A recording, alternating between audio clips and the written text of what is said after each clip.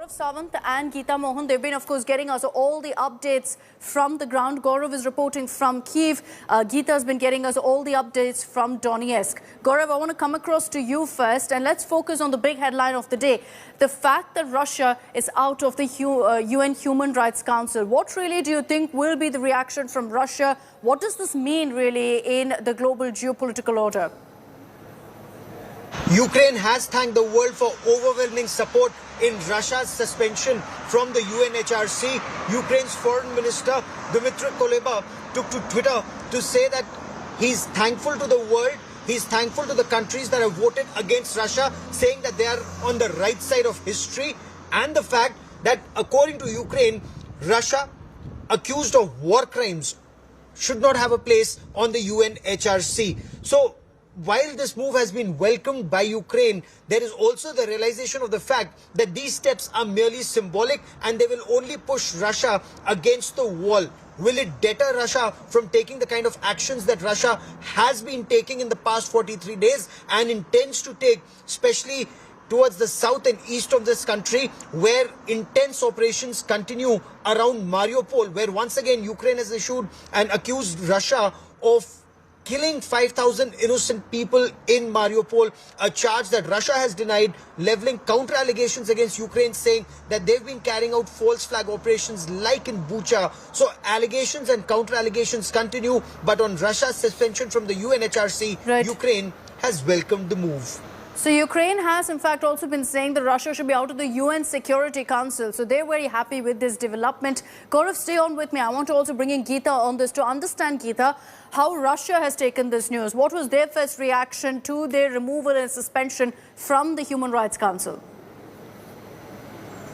Well, the last time a country was suspended from the United Nations Human Rights Council was in 2011, Libya. But the difference this time around is that that was by consensus. Here there was voting. 93 voted in favor, and that's why we see Russia is out of the Human Rights Council. But this is symbolic more than anything else. What will happen at the most? Russia will not be able to attend Human Rights Council sessions and will not be able to partake in the conversations and discussions. Beyond that, this certainly is going to, in many ways than one, provoke Russia. This is a war between Russia and the United States of America more than Russia and Ukraine. And US, with the negotiations in the United Nations, managed to get the votes to oust Russia from the Human Rights Council. But Russia remains a P5 member, and in crucial decisions in the Council, in the Security Council, there is not much that can be done. So there is a shift in the entire global order that we are looking at, and the reactions that are coming in from most quarters. Let's talk about the abstentions. India abstained, and while India condemned the killings and the fact that the invasion and the kind of violence that Ukraine has witnessed is absolutely condemnable, India also said that instead of looking at Russia and blaming Russia for war crimes or genocide, the fact that there have been no investigations, that independent investigations should be carried out before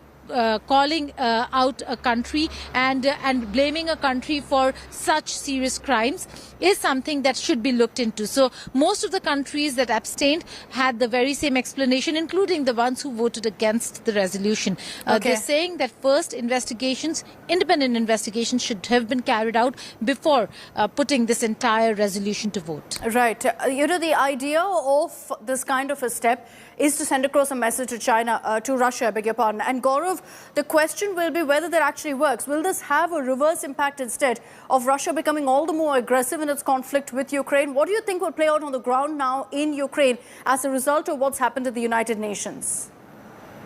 This step is not likely to have any positive impact on Russia or the operations that are continuing, because Russia intends to bash on regardless. That's exactly what Russia has been doing, and even as we speak, there is an air raid siren that goes off. All lights have gone off, and this is an indication that Ukraine fears that there could be an amplification of operations, not restricted just to the south and the east, but those operations could also extend to Kyiv. There is a real apprehension that Russia could target Kyiv once again after not succeeding in the first part of these operations. As far as the south and east of this country are concerned, whether it's in Mariupol or in Kherson or even Odessa, Russia continues to target Ukraine from the sea. The apprehension is that these operations are only likely to intensify in the times ahead. Gaurav, be safe out there, stay safe out there. Those kind of sirens keep going off occasionally when our reporters are with us. It also gives them a warning that they must, in fact, go underground. So, Gaurav, we're going to let you go at the moment. I want to take this across to Geeta also. Geeta, what is going to be Putin's next game plan now? You know, they're not going to be happy with this development, but what will be their next step to take on the United States and every other country that's isolated them? Well, Putin's next game plan, well, he has already spelt out what the game plan is. The withdrawal from Western Ukraine was not because they were being pushed out, more so because Putin said that they did exactly what they wanted to in Eastern Front, which is capture Mariupol, capture Volnovakha, very crucial cities. They're looking at Mariupol, Melitopol, Kherson, that is a land bridge between Crimea and Donetsk. They've managed to do that. And now what they're trying to do is, after having scattered Ukrainian forces all across the country, they're now focusing energy on the Eastern Front, west of Donbass, west of Donetsk and Luhansk, to consolidate their position. So fierce fight every morning till late in the evening. We hear sounds of explosions that is going on. The kind of fight and operations that are underway is not just in the outskirts of Donetsk, but far within eastern Ukrainian territories, because they are now intent on taking all those territories